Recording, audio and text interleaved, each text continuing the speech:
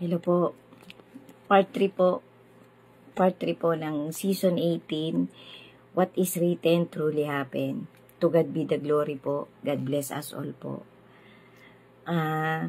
Samot dalangin ko po guys na sino mang dadaanan ng content ko na to sana po mapagtyagaan nyo pong tapusin. Kasi po, nakakalungkot lang po kasi guys, ito po, facts po ito. Real talk po ito, real talk.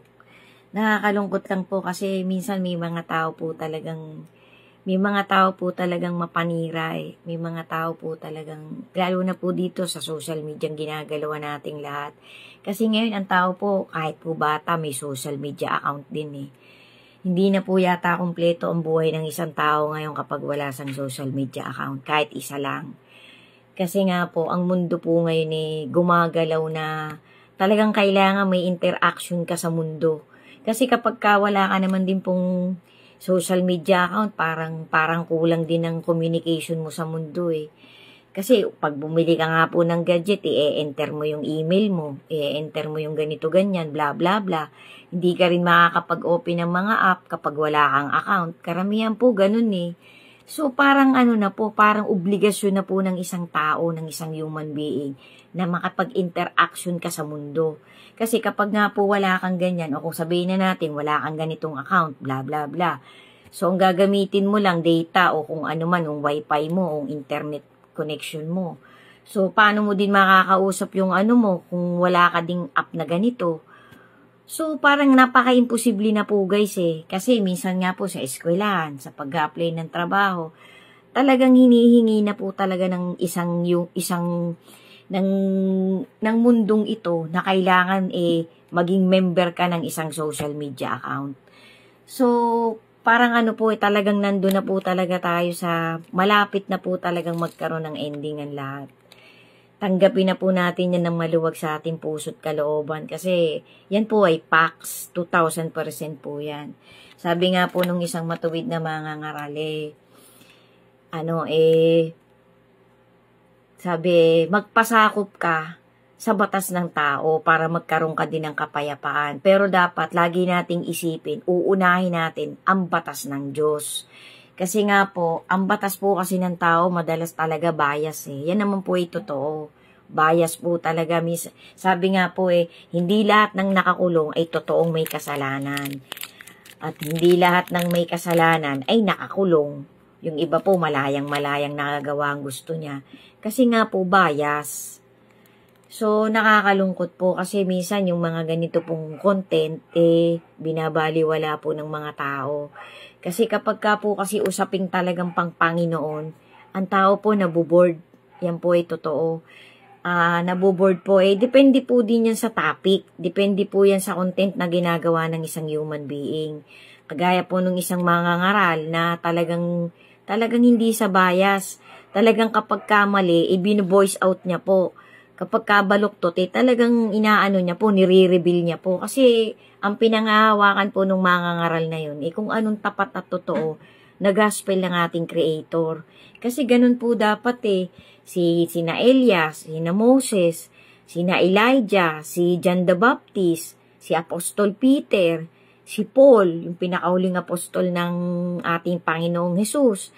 Di po ba, ang tatas po nilang magsalita? Kasi nga po, inire-reveal po nila kasi po inutos siya ng ating Creator guys baka po makalimutan ko, season 18 po ito ng What is Written Truly Happened, bali part 3 na po. Samot dalangin ko po na sana po yung makakakita ng content ko na to pagtyagaan nyo pong tapusin, para po kahit papano manamnam nyo po na itong babaeng to, itong simpleng taong ito wala naman po akong masamang hinahangad sa mga content ko.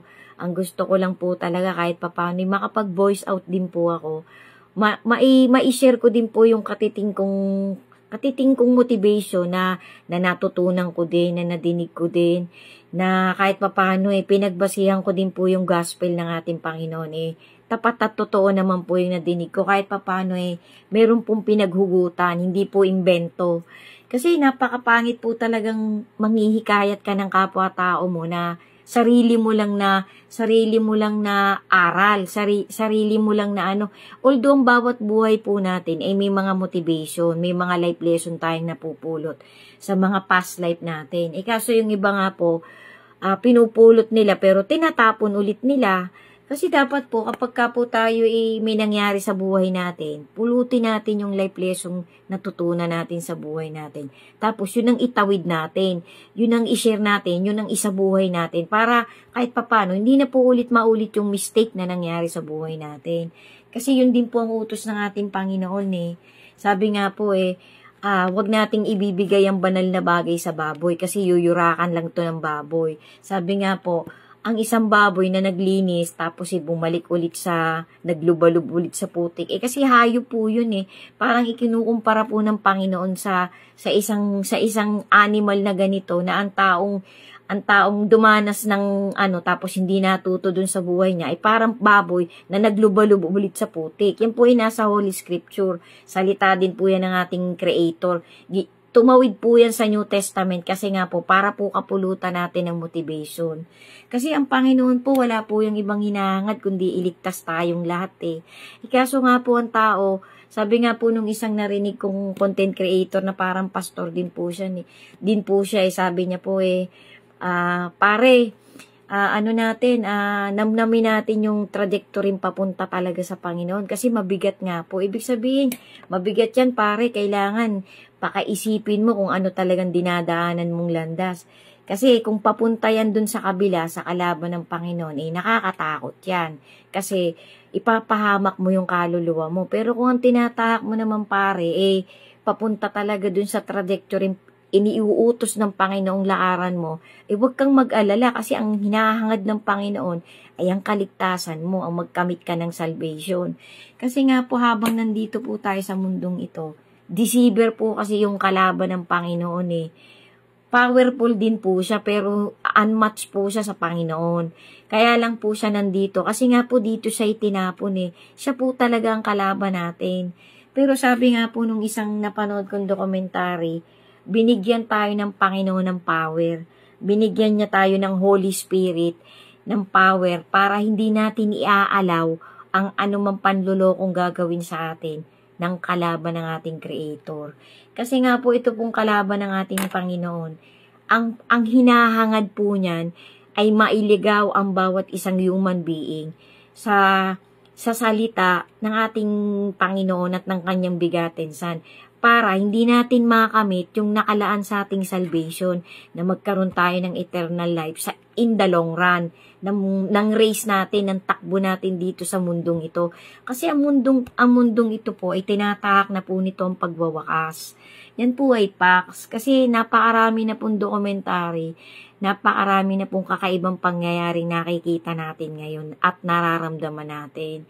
Kaya wag na po tayong magbulag-bulagan, wag na po tayong magpapetiks-petiks na bla bla bla na ganyan na kailangan pa rin nating magpakakumahog, magtayo ng mga kung ano-anong business, makinig dun sa mga payo ng mga mayayaman na although yung mga mayayaman po nagbibigay po sila ng magandang payo. Kaso kung mag-uumpisa ka pa lang din naman, kahit maganda yung payo nila hindi naman din po 100% nilang ipinibigay ang pinakatalagang step by step kung paano kaya yaman Kasi sila po kasi, kumbaga karamihan po kasi sa mayaman, may mga na-inherit na yan may inumpisahan na sila Kagaya natin, mga ordinaryong tao lang tayo. Kahit ba tayo mag-umpisa ng negosyo, paano ba naman tayo makakasiguradong talagang aahon at aasenso yung negosyong bubuksan natin? Sabi nga po nung ibang mga negosyante, it takes a decades para makilala ang brand na ipapakilala mo.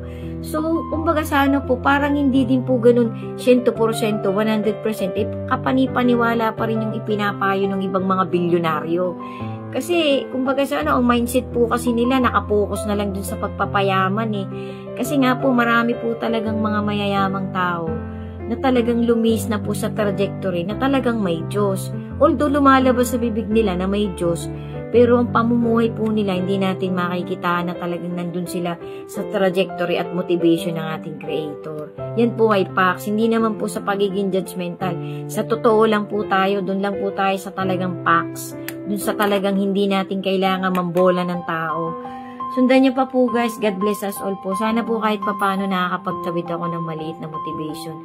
To God be the glory po. Thank you po for watching.